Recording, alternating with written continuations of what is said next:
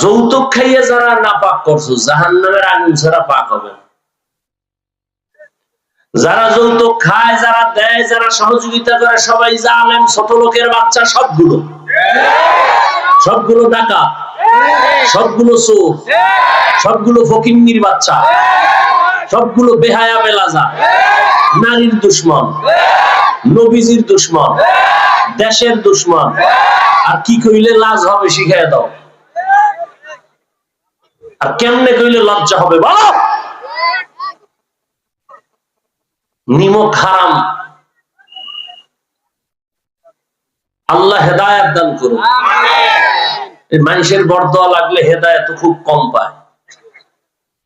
শ্বশুর শাশুড়িরে কান্দাইয়া কোন স্বামী পরিবার নিয়ে শান্তিতে আছে পৃথিবীতে কোন নজির নেই। আল্লাহ হেদায়েত দান করুন। আর এখন ই চায় কি, যৌতুক চায় কি, যে বিদেশ যাওয়ার ভিসা দাও।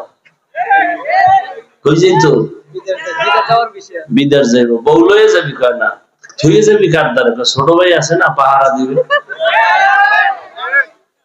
কি ঘরে ঘরে জিনা। আর এখন মোবাইলের জিনা তো আছেই। এক ঘরে 4 রুম, মা বাবা এক রুমে, আর এক রুমে মেয়ে, আর এক রুমে ছেলে, প্রত্যেকটা রুমে সারা রাত মোবাইলে জেনা জেনা জেনা, সারা রাত। চোখের জেনা, কানের জেনা, হাতের জেনা, জবানের জেনা, অন্তরের জেনা চলতেই থাকে সারা রাত। উচিত ছিল এই আকামে ঘুমের ভিতরে ঠাড়া পড়া এবং চেহারা পাল্টাইয়া সকালে উঠে সবাই দেখতো শুকর হয়ে গেছে, কুত্তা হয়ে গেছে চেহারা, শুধু মুহাম্মদের উম্মত হওয়ার কারণে বেঁচে গেল। কারণ কিন্তু কপাল খারাপ, চিনলা না সে দয়ার নবীরে, চিনলা না সে দয়ার নবী কেমন নবী। অথচ নবীর উসিলায় বাইসা গেল, নাহলে ঘুমের ভিতরে গজব আসতো, চেহারা পাল্টায় যেত, শুকার হয়ে যেত, বানর হয়ে যেত। শুধু আখিরি নবীর সাথে আল্লাহর ওয়াদা। কেন? আমি আল্লাহ নবীরে বেশি আদর করছি তো। মুসা নবী আমার আশেক, ইব্রাহিম আমার আশেক, ইউসুফ আমার আশেক, সুলাইমান আমার আশেক, দাউদ আমার আশেক, সব নবী পয়গম্বর আমি আল্লাহ তাআলার আশিক, আর আমি আল্লাহ মুহাম্মদের আশিক।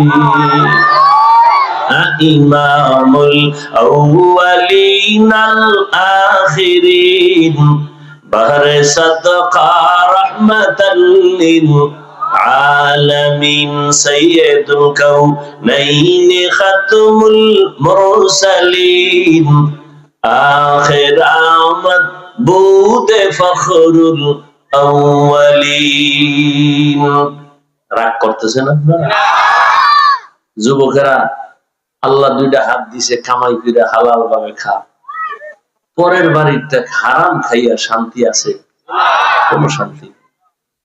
এক যুবক হুজুর নিয়ত তো করছি ঠিক, কিন্তু আব্বা তো মান্নত করে বলাইছে যে যৌতুক খাইবি, ওই পায়খানা না খাই বলে মরবেই না।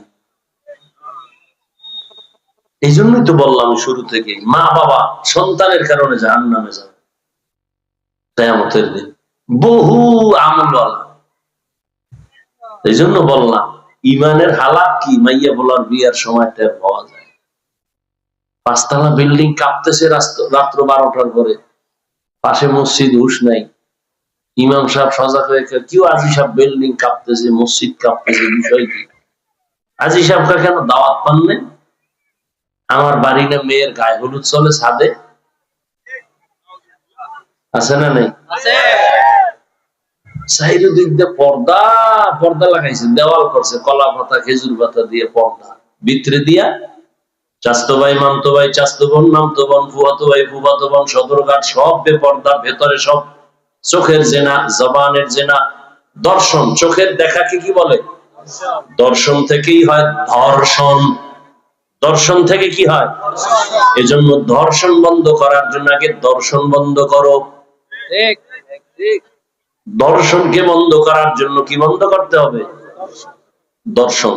এজন্যই তো আল্লাহ পাক বলেন, কুল্লিল মুমিনিনা ইয়াগুদ্দু মিন আবসারিহিম ওয়া কুল্লিল মুমিনাতি ইয়াগুদ্দুনা মিন আবসারিহিন্না।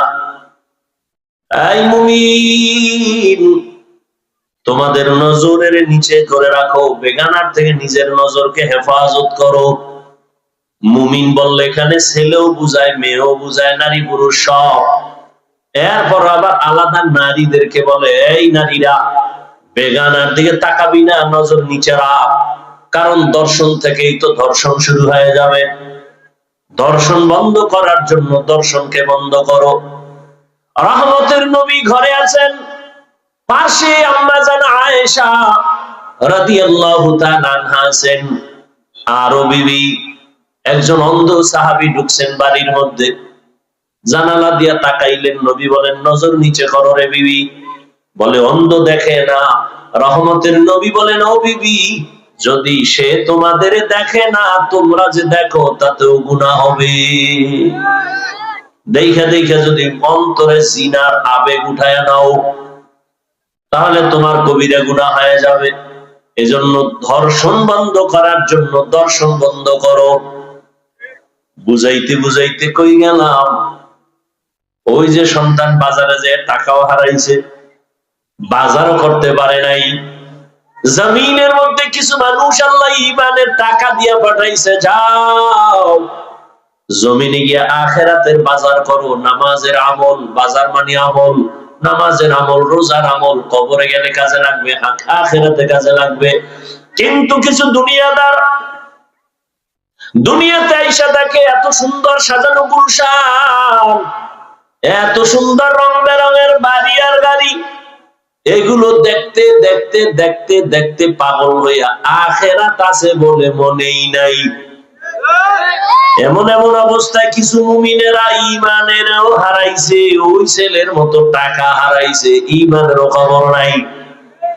মজা করতে করতে গেছে হিন্দুদের মন্দিরে গিয়া, ওখানে গিয়ে খাইছে সন্দেশ, খাইয়ে লইয়া কয়, তোমরা কও ভগবান, আমরা কই আল্লাহ। এটা তো আর বেশি ডিস্টেন্স নাই, ডিফারেন্স নাই। মানে ঈমানও হারাইছে বহু বেঈমান। আছে না নাই? আল্লাহ বলেন, লা ইয়াগুররান্নাকা তাকাল্লুবুল লাযীনা কাফারু ফিল বিলাদি মাতাউন কালিলুন সুম্মা মাওয়াহুম জাহান্নাম